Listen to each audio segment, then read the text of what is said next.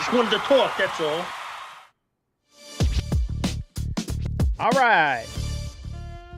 Welcome back, everybody. Welcome back, ladies and gentlemen. Yankees kicking off a series tonight with the Seattle Mariners as they finish off the West Coast swing. Honestly, if it wasn't for the game starting at like 10 o'clock at night, I would love it when the Yankees play at Safeco. They always seem to play well there. Aaron Judge seems to mash there. It's one of my favorite ballparks. And I remember when Aaron Judge hit one a couple of years ago, I guess it was 2017 probably, where it broke StatCast. He hit one that looked like it was going to leave planet Earth, quite frankly. And Ryan Ruocco was doing the announcing, and he was like, "Oh my God!" He was apoplectic at this home run. It broke StatCast because they didn't have a reading right away. Then the next day they said 458 feet or something like that. And over the years, I've seen him hit a lot of 450-foot home runs. Most of his home runs are flirting with 440, 450. This one, I think, was closer to 475, 480. I'm sure some of you remember it. But do you guys remember that home run that Mark McGwire hit in Seattle, the old Kingdome, against Randy Johnson? You can find it on YouTube. There's a video of all the 500-plus foot home runs. And it went 538 feet, is what they said. It was peak steroid era Mark McGwire with the A's versus peak Randy Johnson fastball. I don't know if the radar was on the screen, but it had to be close to 100 miles an hour because that's what Randy Johnson threw back then. And he obliterated it. And I used to love games in the Kingdome too. I know the Kingdome got a bad rep, but it was kind of a launching pad, so you had a lot of fun games there. I remember Tino Martinez hit 3 home runs there in the second game of the year. One time, 97. But, yeah, Seattle's playing pretty well. I forgot that they had Randy Arozarena when I was doing my little scouting report. I was like, oh, yeah, I forgot about him. He just kind of disappeared from the division and been out west doing his thing. That guy gets under my skin. I mean, the way he look, I love a little bit of flair, but this guy, every hit, it's like, oh, I'm the man, Anyway, so we have a fun series in front of us. Let's talk about the pitching. So the Yankees didn't announce their starters officially until maybe a couple of hours ago. And we're going to have Clark Schmidt versus Emerson Hancock in Game 1 tonight. I thought Clark Schmidt has been throwing the ball a little bit better the last couple of times. Max Fried versus Brian Wu tomorrow. That's the marquee matchup of the series, if you're asking me. And Will Warren versus Luis Castillo in Game 3. I think the Mariners have the edge there, despite Warren pitching pretty well in his previous outing. So tonight we're going to face the former number 6 overall prospect, or number 6 overall pick in the draft, actually, Emerson Hancock. So far in his big league career, he's only made 20 starts. He has a 4.90 cumulative ERA. It's up to 5.70 this year. Now, the thing about him that you need to know is that he creates soft contact, right? He has a low exit velocity against. So you're going to see a lot of, soft ground balls and things like that. He is a ground ball pitcher. He gets ground balls about 48.7% of the time, which is top 25% in the league. And, he throws mildly hard. 94.3 miles an hour is his average fastball, but the sinker is his go-to pitch. Uses that 43.6% of the time. Change up about a quarter of the time, 22%, and the four-seam fastball about 16.6% of the time. And the Yankees just hunt fastballs, right? So you could see this being a tough matchup despite his ERA. A lot of times the fastball and the sinker look very similar if you do it right. It's kind of a two-seam fastball. But the four-seamer has a slightly different spin. But the sinker is kind of like a two-seamer. But with the sinker ballers, you got to make them elevate. You got to get the ball, above the knees. Don't chase it if it's low. If it starts low, let it go. You got to let it get up to the belt or the thighs if you're swinging. Otherwise, it's probably going to be a ground ball. So hopefully the Yankees make them elevate tonight. Brian Wu on the mound tomorrow. He is just an elite pitcher. If you look at his baseball savant page, I'll show it right now. His savant is covered with red. That's the wrong thing. Hang on. I've got multiple windows open. That's why. Yep. Okay. So his Baseball Savant is covered in red. Pitching run value, 96th percentile. Fastball value, 90th percentile. Breaking run value, 88th percentile. His expected ERA is in the 81st percentile. I know I'm throwing a lot of numbers at you, but he's really, really good. Walk percentage in the top 10% of the league. He doesn't get quite as many ground balls, but he also doesn't allow you to hit the ball quite as hard. 71st percentile in hard hit percentage. And in exit velocity, he's in the 74th percentile. So top 25% of the league as a pitcher for sure. He's 4-1 with a 3.25 ERA. Let's go back and look at Emerson Hancock since I've got him pulled up too.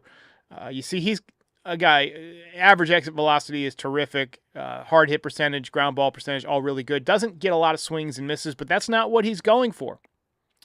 And then Luis Castillo on Wednesday afternoon. You see, he's not quite the StatCast darling that he once was when he was with Cincinnati. There was a time when the Yankees were hot on his trail as trying to trade for him, and he ended up going to Seattle. Yankees were unwilling to part with Anthony Volpe. I'd be interested to hear what you guys think of that, a couple of years later. And we look at the lineup tonight. This is a very interesting lineup. You see Jason Dominguez not in the lineup. He was going to be my original Nostraderic pick, and then my guy Ray Fonseca just texted me. He said, can you believe Dominguez is not in the lineup? And quite frankly, I can't believe it. But that's the nature of this outfield logjam. Every day somebody's going to sit. Trent Grisham has been swinging the bat well. He is in center field. Aaron Judge, he's pretty good. He is in right field. Ben Rice is your DH. I'll talk more about him in just a minute. Paul Goldschmidt, your number 4 hitter. He is at first base. Cody Bellinger in left field. He is batting 5th. Anthony Volpe batting 6th at shortstop. Austin Wells behind the dish. And he replaces Dominguez as my Nostraderic prediction. Oswaldo Cabrera playing third base. And Oswald Peraza at second base. No Yorbit Vivas. No DJ LeMahieu. I haven't heard anything about DJ LeMahieu yet, but I'm keeping an eye on it. But interesting lineup, to say the least. I'm surprised that they're sitting Dominguez after the series he had in Sacramento. I managed to make it all the way through the Oakland series, or the Sacramento series, right? I did it again without messing up, and now we've done it twice. All right, so let's take a look at the Yankees OPS leaders as of right now. You see Judge leading at 1.273. He is absolutely ridiculous. Grisham at 978.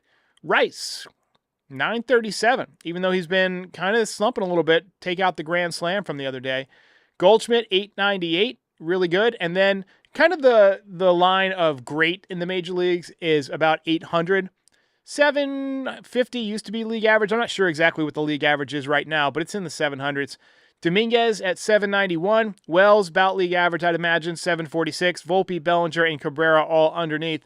Volpe at 738. Bellinger at 675. And Cabrera, 630. So, we do have some pretty good OPS numbers, but we're a little bit top heavy. Judge is basically 2 Cabreras rolled into one, which is interesting. So, my players to watch for the series. Judge hitting 400 over his last 10 games. He absolutely rakes in Safeco in Seattle. Seems to see the ball well. There's been a lot of talk about the batting background, the hitter's eye, being a little bit, I guess, slanted or off-center. And I think I just accidentally turned on tracking with my hand motion. I'm going to turn that off so that it doesn't make you guys car sick. But he just annihilates the baseball there and has no problem with the backdrop. Ben Rice, over his last 10 games, hitting just .212 with 1 home run and 7 RBIs. Obviously, the grand slam against Oakland was that home run. So in the last 10 games, he's had a little bit of a downturn. Let's hope that he turns it around after that grand slam. Paul Goldschmidt, last 10 games, hitting .308. So it's actually dipped a little bit, but he does have 3 home runs after not hitting one for a month. He's hit 3 in the last 10 games. And Jason Dominguez, even though he's sitting tonight, somebody to watch in this series, hitting .281 with 3 home runs and 7 RBIs in the last 10 games. And Zachary Bay says Yogi Berra would be 100 today. I'm 36, and I wish I could have seen him play. Me too, my friend, me too. Heard a lot of great stories about Yogi. He was one of a kind. There's a great documentary called I don't know if it's just called Yogi. What's the Yogi Berra documentary? Oh, it's called It Ain't Over. And I believe it's on Netflix. Maybe it's on Amazon Prime. Let me just share the screen here. It is awesome. It's about Yogi Berra. It's on Amazon Prime for $2. I don't know if it's streaming anywhere for free. It looks like you can rent it at a bunch of places, but Amazon, $2. It's definitely worth the watch. All right. This was built by a wizard. My Nostraderic prediction. Austin Wells going deep. It was going to be Dominguez. I needed a backup.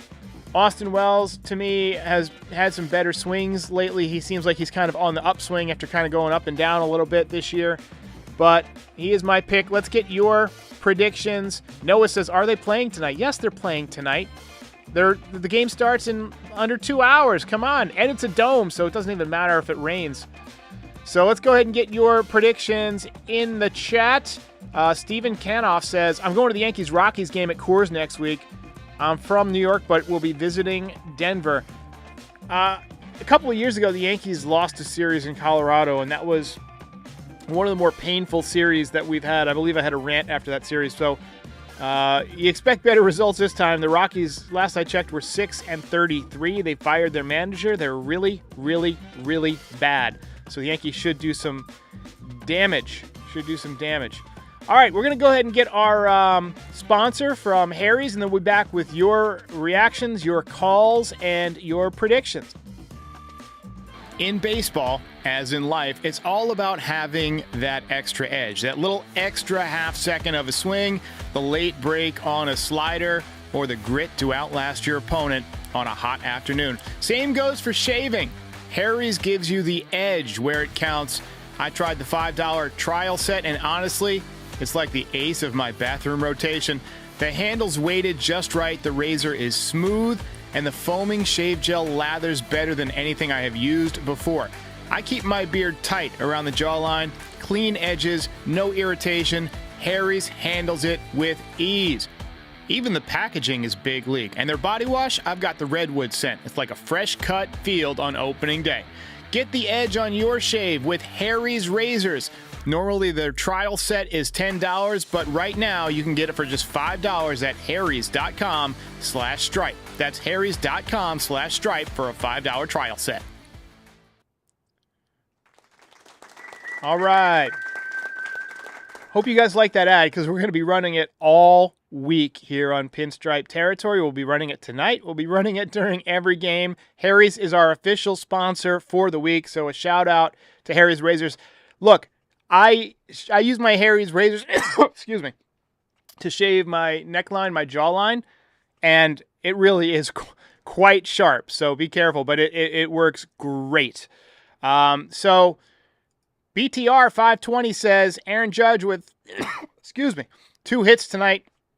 If you guys can't tell, I'm a little bit under the weather. I've been under the weather for the last few days. Michael Vitas says DJ LeMahieu streaks through the infield during the 3rd inning. I hope not, man. We don't need to see that. We don't need to be seeing that kind of stuff. But look, I think this is going to be a really fun series. I mean, good pitching matchups. Clark Schmidt, I think, is due for a gem. Max Fried is always phenomenal. And, Will Warren pitched pretty well last time out. So, we'll see if he can continue that momentum. Lori C says Volpe and Wells with bombs tonight. We don't get a lot of predictions for Volpe hitting bombs. I don't know why fans are so sour on him. I mean, he's having a decent year. His batting average isn't great. Let's pull up his stats, but he's been a positive player this year. I mean, has he become Derek Jeter? No, but I mean, Jeter was basically almost a first ballot Hall of Famer, or almost a unanimous Hall of Famer, was a first ballot Hall of Famer. I mean, to compare him to Jeter is a little bit unfair, but let's look at his numbers so far. You see he's above average in batting run value. He's above average in base running value. Fielding run value, he's actually taken a step back this year, 48th percentile. You look at the spray chart. I mean, he's hitting the ball line to line with power, and I'm seeing a lot of base hits this year scattered up the middle. So he's doing things lately that we want him to do. The average is up to 236. The on-base percentage is at 321. He's got 5 home runs. He's got 6 stolen bases. Would we like him to be a 320 hitter with 35, 40 stolen bases and 15, 20 home runs and great defense? Sure. That's the player archetype he's going for, but it's not easy. It is not easy. And, I don't hold it against him. But, former first-round draft pick. The Yankees are starting 3 first-round draft picks in their lineup tonight. Austin Wells. Actually, 4 if you count Clark Schmidt. He might have been a compensation pick. But you got Schmidt, you got Aaron Judge, Austin Wells, and Anthony Volpe. So Michael Vita says, okay bat and sparkling defense, I'm okay with it. And CT Card says, we're going streaking. We'll take that. We need a win streak. We haven't had one in a while. This Yankees team, it seems like it's like 1 step forward, 2 steps backwards lately, and I'm just not digging that. Okay, so we got 4 voicemails. Yep. Hi, Derek. Steve calling from Farmington. Derek, there was an old song, you may have heard it in the oldie stations. It goes something like this: I'm in with the in crowd. I don't know. The Yankees have an in crowd, and unfortunately, both LeMahieu and Stanton are in that crowd. What am I getting at? I'm afraid they're going to play him no matter what. Boone is traditionally, he relies and he's true blue to his veterans, regardless of how well they do. So that's my concern. Okay, that's it. Appreciate the call. So I want to give Stanton a chance when he comes back. I mean, we saw how great he was in the postseason. He's going to be using the torpedo bat. I want to see if he can provide a little bit more right-handed pop on this team. We're a little bit too left-handed right now, which is weird because in recent years we haven't been left-handed enough. LeMahieu, I think he'll get a short leash. I really do. I mean, they were apparently ready to DFA him last year until Aaron Judge stepped in. By the way, Aaron Judge, that mug, I just ordered that for myself. You've got to check that out. It came out beautiful. You can get it on nydesigns.shop. But I agree with Lori, who says this is DJ's last chance. Yeah, if he comes around and hits, 180 for the first couple of weeks, he's going to find himself DFA'd. And look, I like what we've seen from Yorbit Vivas too, so I'm hesitant to sit him on the bench or send him down to the minor leagues. Pablo Reyes is probably on the bubble when LeMahieu comes back. We got another call here about DJ. Hey, Derek. Marissa from Long Island here. Marissa. Really not looking forward to DJ LeMahieu coming back. I just think he's right at the end of his career. He's just an automatic out. He doesn't have that much mobility or range. So to think that when he comes back, hopefully not anytime soon, but to put him in like second base, like a middle infield, he's not going to have the range to, die for balls or chase them, in right field. I just think he just needs to realize that he's washed. Thank you. I think Martha's given DJ retirement advice here. I'm curious to see what his mobility is going to be. I think it's very interesting that they're playing him at second base because in recent years, his feet and his legs have had all sorts of issues, and it's much more of a footwork intensive position to play second base. You got to go around the bag. You got guys sliding India. Third base, it's the hot corner, so the ball gets on you quick. As long as you got quick reflexes and good hands, which I think he still does, you can play third base, and he's played a lot of first base. Obviously, we don't need that this year. They're looking for him to fill in at second and be vintage DJ. We'll see how it works out. Hey, Derek, Dom in North Carolina. Hey, Rafael Devers. Seems like some trouble in Boston. And he doesn't have a no-trade clause. So, hey, we're having fun here. Not saying there's a world where it happens, or maybe that we want it to happen based on his fielding ability. But dude can rake, and he's a cold boogeyman, right? So let's say cash checks in. Boston says Lombard Jr., Schmidt, maybe some cash. You got him. Do you do that deal? All right, thanks, man. I don't think there's any scenario in which Rafael Devers gets traded to the Yankees. Also, he's shown himself to be kind of a unwilling to budge kind of player. I don't want to call him selfish. I mean, I don't think he's done anything too wrong. The Red Sox have tried to change his position a couple of times, but he certainly hasn't taken a team-first attitude. Yeah, he's a great hitter. I don't want any part of that contract. We got enough long-ass contracts that are not going to age well. So, yeah, I mean, I just don't see any scenario where that happens. I could see him getting traded, but I would imagine he gets traded somewhere out of the division. How's it going, buddy? So I was just watching Foul Territory, and they were talking about how the Pirates should trade Paul Skeens, and as a Yankee fan, I am here for that.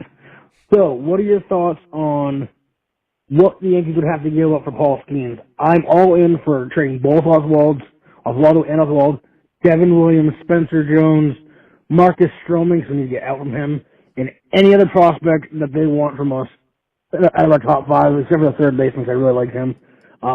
Okay, so you want the best pitcher in baseball, but you want to give them a bunch of our junk and not our top prospect. I'm sorry. Just a bit outside. That's a bad take. There's just no way that trade would ever happen. I don't think that the Pirates will trade Paul Skeens in the first place, but if they did, price would be a hell of a lot more than our old junk. BC always coming in here and just saying, go Dodgers. Do you have anything else to contribute? I mean, come on. You don't need to rub our faces in it. We get it. You won. Whatever. But we'll be back. We'll be back. And I'll be back after the game tonight. Tune in if you're still awake. If not, catch us in the morning and subscribe and like and all that stuff. Follow us on all your favorite podcast platforms. And we'll catch you in just a few hours. Leave your predictions in the comments. Hey, while I've got you here, be sure to like the video and subscribe to the channel.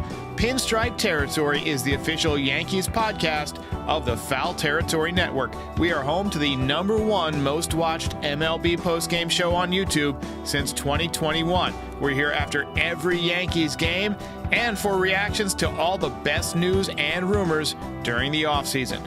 Be a part of the show by calling into the voicemail 718-899-1068. Try to keep it clean for me.